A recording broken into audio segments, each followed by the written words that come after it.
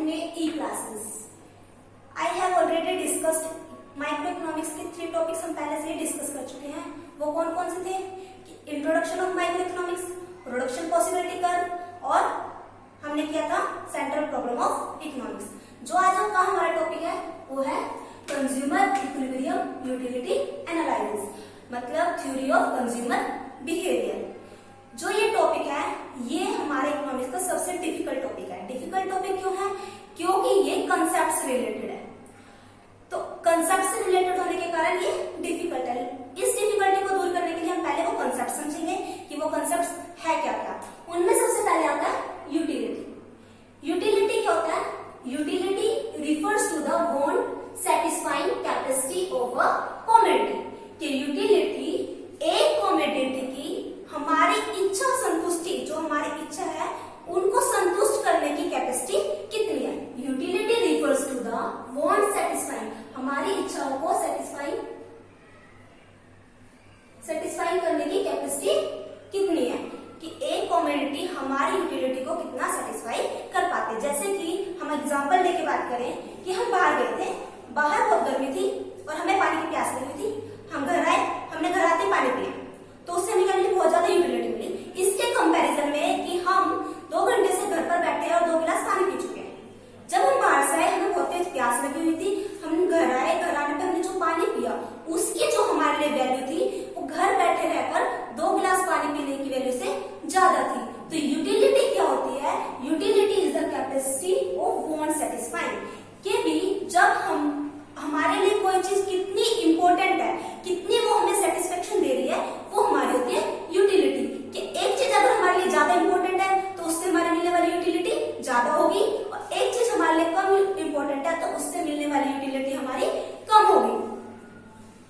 अगर हम दूसरा एग्जांपल ले कि जैसे हमें बहुत तेज भूख लगी हुई है, हमने खाना खाया, जो हमने पहली रोटी खाएगी वो हमें बहुत ज्यादा सेटिस्फेक्शन देगी, लेकिन उससे अगली रोटी खाएंगे वो हमें क्या देगी? कम सेटिस्फेक्शन देगी। उससे अगली रोटी खाएंगे तो हमारी कैपेसिटी, जो हमारी सेटिस्फेक्शन होगी वो लेवल और ज्यादा कम हो जाएगा। जब हमारा पेट भर चुका तो अब हम अगर एक और रोटी खाते हैं तो हमारी कैपेसिटी कैसे हो जाएगी? हमारा जो सेटिस्फेक्शन लेवल होगा वो कैसे हो जाएगा? 0 हो जाएगा। लेकिन हम फिर भी एक और रोटी खा लेते हैं तो क्या हो जाएगा? हमारा सेटिस्फेक्शन लेवल कैसे हो जाएगा? नेगेटिव चला जाएगा, हमें वोमिटिंग हो जाएगी। तो हमारा क्या हुआ कि हमें इस चीज में याद रखने वाली चीज क्या है कि जो पहले कंसेप्ट क्या होगा याद रखने वाले इस यूटिलिटी में, कि जो भी हम चीज ले रहे हैं, जो भी हम कमोडिटी कंज्यूम कर रहे हैं वो कैसे होनी चाहिए? कंटिन्यू बेस होनी चाहिए। मतलब कि अगर जैसे हमने पानी पिया, 1 गिलास पानी पिया, 2 गिलास पानी पिया, फिर तीसरा गिलास पानी पिया, ये नहीं कि 1 गिलास तो हमने अब पी लिया, 1 गिलास 2 घंटे बाद पिया। कि जैसे हमने अभी खाने का एग्जांपल लिया कि एक रोटी खाई, दूसरी रोटी खाई, तीसरी रोटी खाई, चौथी रोटी खाई, तो ये चीज कैसे होनी चाहिए? कंटिन्यू बेस पर होनी चाहिए। दूसरा इसके अंदर जो पॉइंट आता है वो क्या होता है कि जो हमें जो लेवल ऑफ सेटिस्फेक्शन है हर एक यूनिट लेने से क्या हो जाता है? डिमिनिश चल जाता है, हमारा घटता चला जाता है। जैसे अभी मैंने एग्जांपल में बताया कि एक रोटी खाने से हमें ज्यादा सेटिस्फेक्शन मिलेगी, अगली रोटी खाने से हमें कम सेटिस्फेक्शन मिलेगी, उससे कम, फिर उससे कम मिलेगी। तो हमारे दो जो पॉइंट यूटिलिटी में हमें जो याद रखनी है कंज्यूमर इक्विलिब्रियम में, कि एक तो होने चाहिए जो हमारा कंसेप्ट है कंटिन्यू बेस पर होने चाहिए, और दूसरा जो है कि हमारी जो हर एक एक्स्ट्रा यूनिट लेने पर, एडिशनल यूनिट लेने पर जो हमारी यूटिलिटी लेवल है वो कम होता चला जाएगा। इसके बाद हमारा कंसेप्ट आता है मेजरमेंट का, कि भी हमें यूटिलिटी तो पता चलेगी, अब इसे मेजर कैसे करें? मेजरमेंट ऑफ यूटिलिटी, कि यूटिलिटी को मेजर कैसे किया जाए। इसके लिए 2 अप्रोचेस दी गई थी। फर्स्ट थी कार्डिनल यूटिलिटी एनालिसिस,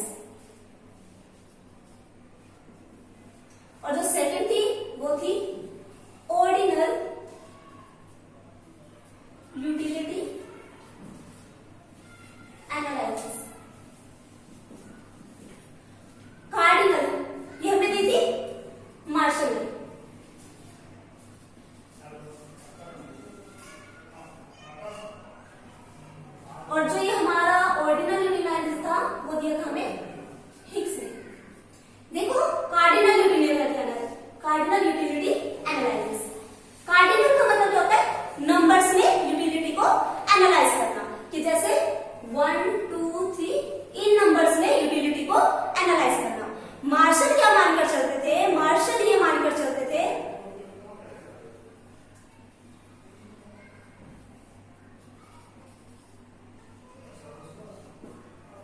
मार्शल क्या मानकर चलते थे? मार्शल हमारे ये मानकर चलते थे कि भी जो हम यूटिलिटी को मेजर करते हैं वो हम कार्डिनल यूटिलिटी में मेजर करते हैं, कि हम नंबर से मेजर करते हैं, 1 2 3 में मेजर करते हैं। क्या कहने का मतलब क्या है कि जैसे हमें, अगर हम मान के चलते हैं हमने गोलगप्पे खाने हैं, हमने फर्स्ट गोलगप्पा खाया उससे हमें 10 यूटिलिटी मिली, हमने सेकंड गोलगप्पा खाया उससे हमें 5 यूटिलिटी, कि फर्स्ट गोलगप्पा खाने से हमें मिली 10 यूटिलिटी, सेकंड गोलगप्पा खाने से हमें मिली 5 यूटिलिटी, और थर्ड गोलगप्पे खाने से हमें मिली 2 यूटिलिटी। तो क्या है कि हमने यूटिलिटी को, हमने अपने सेटिस्फेक्शन लेवल को किसमें मेजर कर दिया? नंबर्स में मेजर कर दिया। तो ये था हमारा कार्डिनल यूटिलिटी एनालिसिस, जो कि मार्शल ने दिया कि भी अगर हम किसी भी चीज की जो हमारी सेटिस्फेक्शन लेवल है, जिससे हमें यूटिलिटी मिलती है, उसे हम क्या कह सकते हैं? नंबर्स में मेजर कर सकते हैं। तो cardinal utility analysis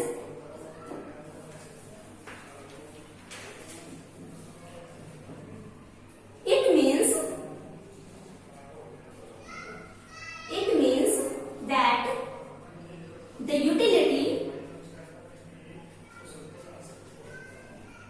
can be measured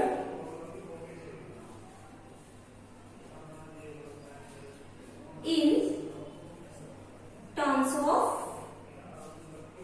cardinal numbers like 1 2 3 4 etcetera, कि हम यूटिलिटी को नंबर्स में एनालाइज कर सकते हैं। दूसरा आता है ऑर्डिनल यूटिलिटी एनालाइसिस, जो कि हमने किसने दिया था? हिग्स ने दिया था। ऑर्डिनल का मतलब क्या होता है? जो कि हमारा ऑर्डर में हो। ऑर्डिनल मतलब जो ऑर्डर में हो, कि हम यूटिलिटी को नंबर्स में एनालाइज नहीं कर सकते, कि हम अपनी सेटिस्फेक्शन को ये नहीं बता सकते कि हमने जो फर्स्ट रोटी खाई उससे हमें 10 यूनिट मिली, दूसरी रोटी से 5 यूनिट हमें यूटिलिटी मिली, लेकिन हम उन्हें इस तरह से एनालाइज कर सकते हैं कि हमने फर्स्ट जो रोटी खाई है उससे हमें ज्यादा सेटिस्फेक्शन मिला, दूसरी रोटी खाई उससे थोड़ा कम मिला, तीसरी रोटी खाई उससे हमें थोड़ा सा और कम मिला। तो हिग्स क्या मानकर चलता था? हिग्स ये मानकर चलता था कि हमारी जो यूटिलिटी है हम उसे रैंक में मेजर करते हैं, हाई रैंक या लो रैंक। तो इसका क्या हुआ? It means that utility can be measured in terms of order or rank, like high or low, not in terms of number, कि हम यूटिलिटी को नंबर्स की बजाय रैंक में मेजर कर सकते हैं। ये था हमारा कि यूटिलिटी को हम किस तरह से मेजर कर सकते हैं। हमने देखा यूटिलिटी क्या होती है कि want satisfying capacity of a community. हम मेजर कैसे कर सकते हैं? कार्डिनल यूटिलिटी एनालिसिस में और ऑर्डिनल यूटिलिटी एनालिसिस में। कार्डिनल यूटिलिटी एनालिसिस क्या कहते हैं? It means that the utility can be measured in terms of cardinal numbers. और जो हमारी ऑर्डिनल यूटिलिटी एनालिसिस थी वो क्या कहती थी? It means that utility can be measured in terms of order और रैंक, लाइक हाई और low, not in terms of number. इसके बाद अब हम देखते हैं कि कंज्यूमर इक्विलिब्रियम। अब हम देखेंगे कार्डिनल यूटिलिटी एनालिसिस में कंज्यूमर किस तरह से इक्विलिब्रियम की पोजीशन में आता है। उससे पहले हम ये चीज देखेंगे कि कार्डिनल यूटिलिटी एनालिसिस में कंज्यूमर इक्विलिब्रियम में किस तरह से आएगा। इससे पहले उससे रिलेटेड टर्म्स को समझेंगे। उससे रिलेटेड टर्म्स में क्या क्या आता है? टोटल यूटिलिटी और मार्जिनल यूटिलिटी। देखो, total utility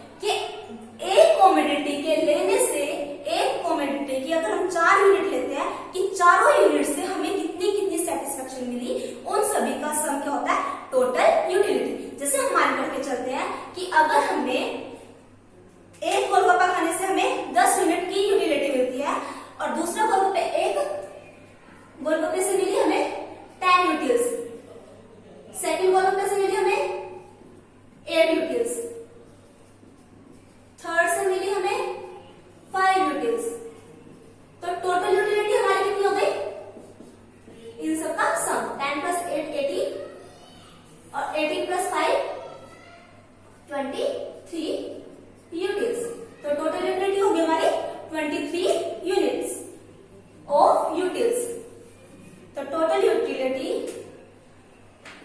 it is the sum total of all the utility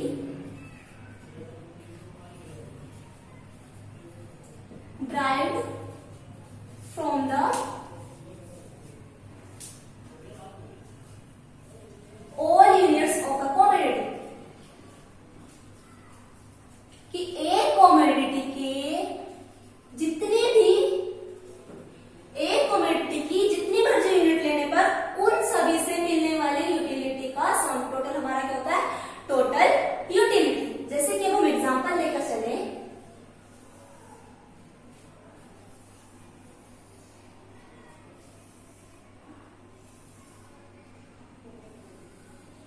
हमने मान लिया कि हमारे पास एक कमोडिटी एक्स ले रहे हैं, कमोडिटी एक्स का हम कुछ ले रहे हैं, कमोडिटी एक्स हम गेन कर रहे हैं, उससे जैसे हमने पहले 0 यूनिट उसकी यूटिलिटी ली, कि हमने पहले 0 यूनिट्स किसी चीज का कंज्यूम किया, तो जब हमने 0 यूनिट्स ली उसकी यूटिलिटी क्या होगी, हमारी 0 होगी, तो टोटल यूटिलिटी भी क्या होगी, 0 होगी। हमने उस चीज की 1 यूनिट कंज्यूम की, तो उससे हमारी यूटिलिटी हमने मान लिया, उससे हमें 10 यूनिट्स यूटिलिटी मिली, कि 1 यूनिट हमने कंज्यूम करने पर कितनी मिली, 10 यूनिट्स ऑफ यूटिलिटी मिली। तो अब हमारी टोटल यूटिलिटी क्या होगी, 10 प्लस 0 10 यूनिट्स।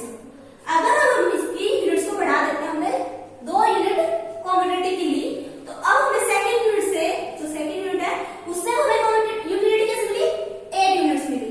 तो अब हमारी टोटल यूटिलिटी कितनी होगी, 10 प्लस 8 18 यूनिट्स होगी। अगर हम फिर दोबारा से third unit of commodity x ले लेते हैं, तो अब हमें कितनी यूटिलिटी मिली, हमने मान लिया 4 यूनिट्स ऑफ यूटिलिटी मिली, 4 यूनिट्स ऑफ यूटिलिटी मिली। तो अब हमारी टोटल यूटिलिटी कितनी हो गया, 18 प्लस 4 कितनी हो गई, 22 यूनिट्स। अगर फिर हम दोबारा से 4 यूनिट्स ऑफ यूटिलिटी लेते हैं, अब हमारा लेवल ऑफ सेटिस्फेक्शन बिल्कुल संतुष्ट हो गया, अब हम इससे ज्यादा ले नहीं सकते, तो यहाँ पर हमारी होगी यूटिलिटी लेवल 0, कि हम इससे ज्यादा कुछ ले नहीं सकते, तो यहाँ से हमारी यूटिलिटी होगी 0। तो टोटल यूटिलिटी क्या होगी, 22 प्लस 0 22। देखो जहां पर हमारी यूटिलिटी 0 हो गई, वहां पर हमारी क्या होगी, टोटल यूटिलिटी कांस्टेंट हो गई। अगर हम फिर भी नहीं मानते, हम 5 यूनिट्स ऑफ कमोडिटी ले लेते हैं, एक और यूनिट ऑफ कमोडिटी की ले लेते हैं, तो क्या हुआ, अब हमारी यूटिलिटी कैसे हो गई, माइनस में चली गई। अब हमारी यूटिलिटी कितनी हो गई, -4 चली गई। अब हमारी कितनी होगी, 22 minus 4 is equal to 18 units.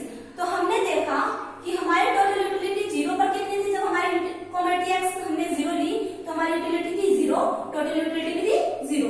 लेकिन जब हमने 1 यूनिट एक्स की कंज्यूम की, तो हमने टोटल यूटिलिटी ली 10 यूनिट्स, तो हमारी टोटल यूटिलिटी भी होगी 10 यूनिट्स।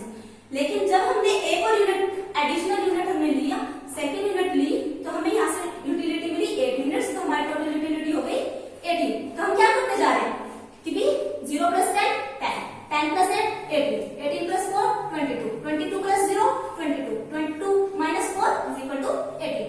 तो हम क्या करते जा रहे हैं, इन यूटिलिटी का टोटल करते जा रहे हैं टोटल यूटिलिटी के लिए। तो टोटल यूटिलिटी का जो फॉर्मूला निकल के आता है वो क्या होता है, total utility of N terms क्या होगा, utility derived from first unit, utility derived from second unit, utility derived from third unit, up to utility derived from nth unit, जिसको हम कैसे लिख सकते हैं, summation of utility of N term. अब concept आता है हमारा मार्जिनल यूटिलिटी का।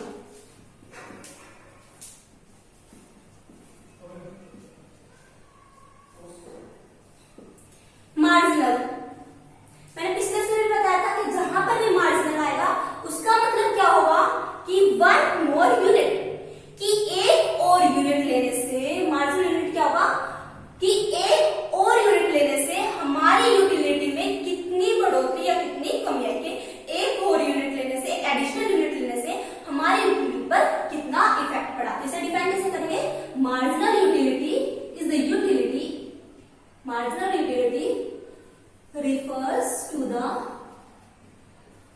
utility derived from one more unit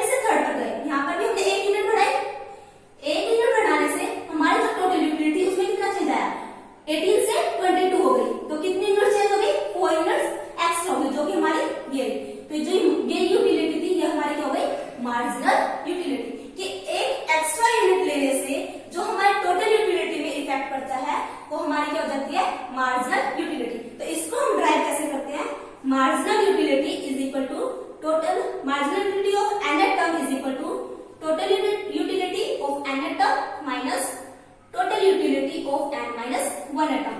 कि n टर्म से जो हमें यूटिलिटी मिल रही है उससे पहले वाले टर्म से जो हमें यूटिलिटी मिल रही थी उन दोनों का डिफरेंस होगा। दूसरा हम इसे कैसे मेजर कर सकते हैं, marginal utility of n is equal to change in total utility divide by change in quantity. देखो यहां पर जैसे हम 1 से 2 पे गए, कितनी क्वांटिटी चेंज हुई, 1 यूनिट। चेंज इन क्वांटिटी हमारी कितनी हो गई, 1। 1 से 2 पे गए, चेंज इन क्वांटिटी हुई 1, और टोटल यूटिलिटी में चेंज कितना हुआ, 10 से कितनी हो गई, 18। तो चेंज कितना हुआ, 8। तो चेंज इन टोटल यूटिलिटी क्या हो गया, 8। तो मार्जिनल यूटिलिटी क्या होगी, 8 divide by is equal to 8, जो कि हमारी ये थी। तो समझ में आया, टोटल यूटिलिटी क्या होता है, sum total of all the utility derived from the all units of a community. और मार्जिनल यूटिलिटी क्या होता है, marginal utility refers to the utility derived from one more unit of a community. इसके बाद हम बात करते हैं इनके बीच के रिलेशन की, कि मार्जिनल यूटिलिटी और टोटल यूटिलिटी एक दूसरे से किस तरह से रिलेटेड है।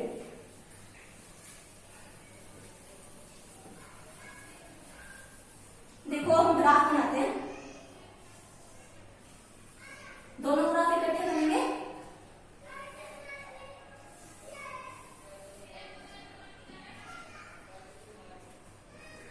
ये हमारा y एक्सिस, ये हमारा x एक्सिस। हमने यहां पे ले ली क्वांटिटी, जो भी हम कमोडिटी ले रहे हैं उसकी क्वांटिटी। यहां पर हमने ले लिया टोटल यूटिलिटी, यहां पर हमने लिया मार्जिनल यूटिलिटी।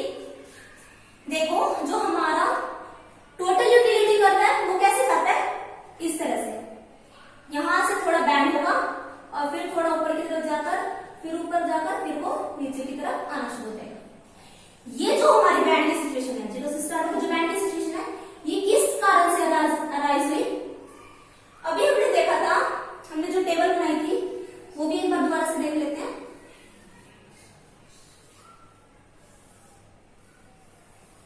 यहां हमारी कमोडिटी थी x, यहां हमने टोटल यूटिलिटी, यहां हमारी मार्जिनल यूटिलिटी।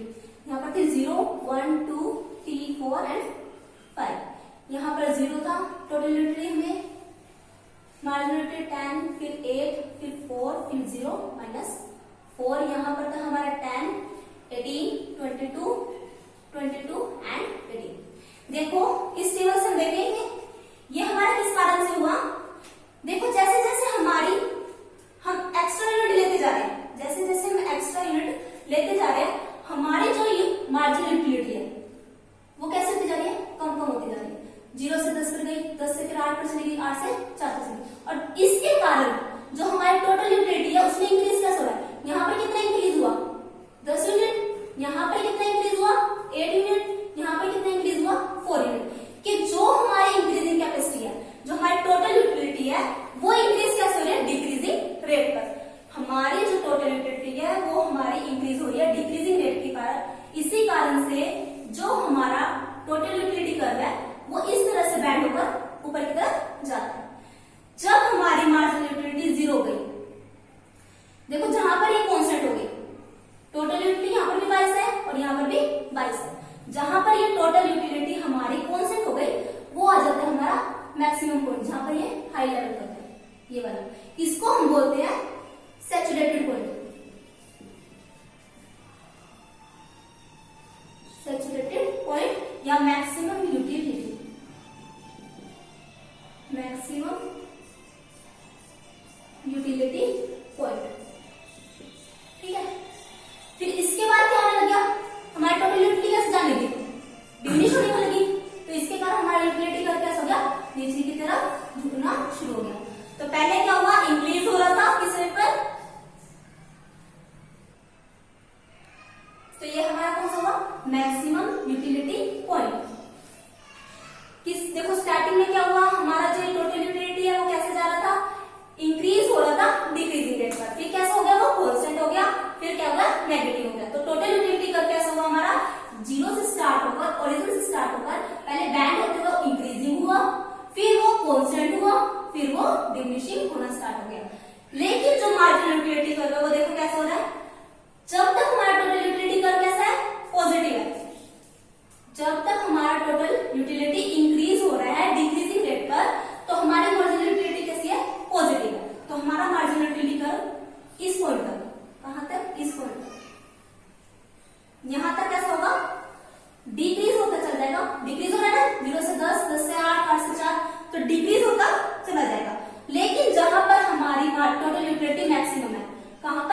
यहाँ पर हमारी टोटल यूटिलिटी मैक्सिमम है ना, इस पॉइंट पर हमारी मार्जिनल यूटिलिटी कैसे हो गई? 0। तो मार्जिनल यूटिलिटी कहां पर आ गई? 0 पर। उसके बाद जब डिमिनिशिंग होने स्टार्ट हो गया, डिमिनिशिंग हो रहा है ना, यहाँ पर हमारी मार्जिनल यूटिलिटी कैसे हो गई? नेगेटिव चली गई, जो कि ये रही।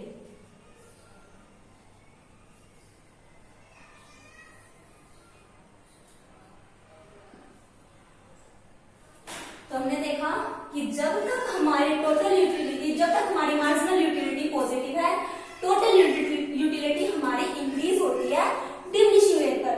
जब हमारी टोटल यूटिलिटी 0 हो जाएगी तो जब हमारी मार्जिनल यूटिलिटी 0 हो जाएगी तो टोटल यूटिलिटी हमारी मैक्सिमम हो जाएगी, और जब हमारी मार्जिनल यूटिलिटी नेगेटिव हो जाएगी तो हमारी टोटल यूटिलिटी डिमिनिशिंग होना शुरू हो जाएगी। तो हमने कौन कौन से रिलेशन देखे? यहाँ पर हमने देखा when marginal utility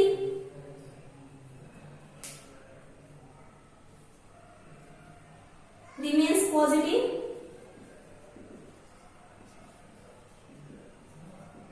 जब तक हमारी मार्जिनल यूटिलिटी पॉजिटिव है, total utility increases at decreasing rate. Second point हमने क्या देखा? जब मार्जिनल यूटिलिटी 0 तो हमारी total utility maximum. When marginal utility is equal to 0, total utility is maximum. And when marginal utility is negative, total utility starts to diminish. When marginal utility is negative, total utility starts to diminish। ठीक है, ये हमारा है relation between total utility and marginal utility, कि जब तक हमारी marginal utility positive रहेगी तो हमारी टोटल यूटिलिटी इंक्रीज होगी डिक्रीजिंग रेट पर।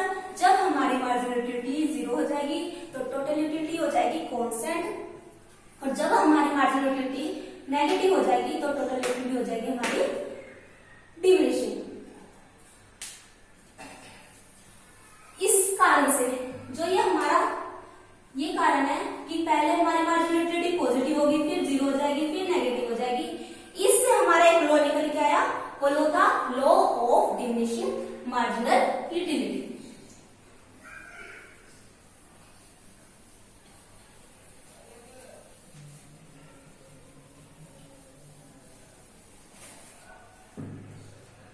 Law of diminishing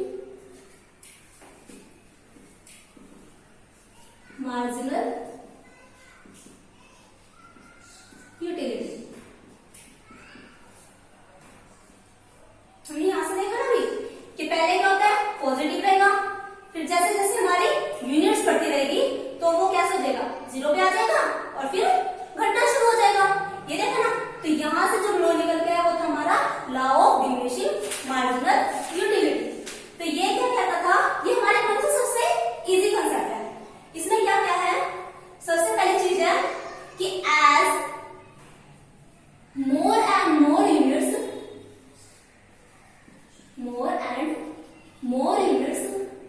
of a commodity, कि जब एक कमोडिटी की अधिक से अधिक, ज्यादा से ज्यादा यूनिट्स ली जाती है, मोर and more units of a commodity, units जैसे स्टैंडर्ड यूनिट्स, स्टैंडर्ड यूनिट्स कौन सी होंगी हमारी? जैसे कि एक कप ऑफ टी या एक कप ऑफ कॉफी, ना कि ए स्पून ऑफ कॉफी या ए स्पून ऑफ टी। क्योंकि कप में हम कॉफी या टी को मेजर कर सकते हैं, क्या हमें कप स्पून में चम्मच में मेजर कर सकते हैं? नहीं कर सकते ना। तो स्टैंडर्ड यूनिट क्या होगी हमारी? स्टैंडर्ड यूनिट होगी जिसे हम मेजर कर सकते हैं, कि जैसे एक कप ऑफ टी, एक कप ऑफ कॉफी। तो as more and more standard units of a commodity is consumed, जैसे ही हम एक कमोडिटी की स्टैंडर्ड यूनिट्स ज्यादा से ज्यादा कंज्यूम करते चले जाएंगे, marginal utility derived from every additional unit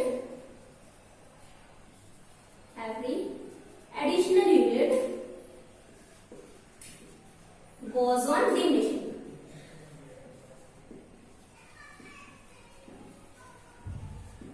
कि जैसे जैसे हम एक कमोडिटी की अधिक से अधिक यूनिट कंज्यूम करके चले जाएंगे, उससे मिलने वाली यूटिलिटी कैसे होती चली जाएगी, हमारी डिमिनिशिंग होती चली जाएगी। यही था हमारा law of diminishing marginal utility. ये हमारी दो अजम्पशंस पर बेस्ड था। सबसे पहले क्या थी कि जो हमारी कमोडिटी हम ले रहे हैं वो कैसा है, कंटिन्यू बेस पे है। तो commodity are consumed on continue basis. ये नहीं है कि एक कमोडिटी आज ले ली, एक कमोडिटी 2 दिन बाद ले ली, एक कमोडिटी 4 दिन बाद ले ली। तो लेकिन इसमें जो कमोडिटी हम लेंगे वो कैसे होगी, रेगुलर बेसिस पे होगी। दूसरी एजेंसी ये लेके चलता था कि जो कमोडिटी होगी वो कैसे होगी, स्टैंडर्ड यूनिट्स होगी। तो unit of commodities standard unit, जो मैं पहले बता चुकी हूँ। स्टैंडर्ड यूनिट होता क्या है कि 1 कप ऑफ कॉफी या 1 कप ऑफ टी। तो आज हमने क्या क्या पढ़ा, हमने पढ़ा कि यूटिलिटी होती क्या है, उसको मेजर कैसे किया जा सकता है, कार्डिनल यूटिलिटी में और ऑर्डिनल यूटिलिटी में। फिर हमने देखा कार्डिनल यूटिलिटी के थोड़े से कंसेप्ट, कौन कौन से, टोटल यूटिलिटी और मार्जिनल यूटिलिटी। फिर उनके बीच के हमने रिलेशन को देखा कि टोटल यूटिलिटी और मार्जिनल यूटिलिटी किस तरह से रिलेटेड है। उसके बाद हमने जो मार्जिनल यूटिलिटी से हमारा लोड ड्राइव हुआ है वो कौन सा, law of diminishing marginal utility को देखा। अब हम नेक्स्ट वीडियो में क्या क्या देखेंगे, हम कंज्यूमर इक्विलिब्रियम देखेंगे, किसमें, कार्डिनल यूटिलिटी एनालिसिस।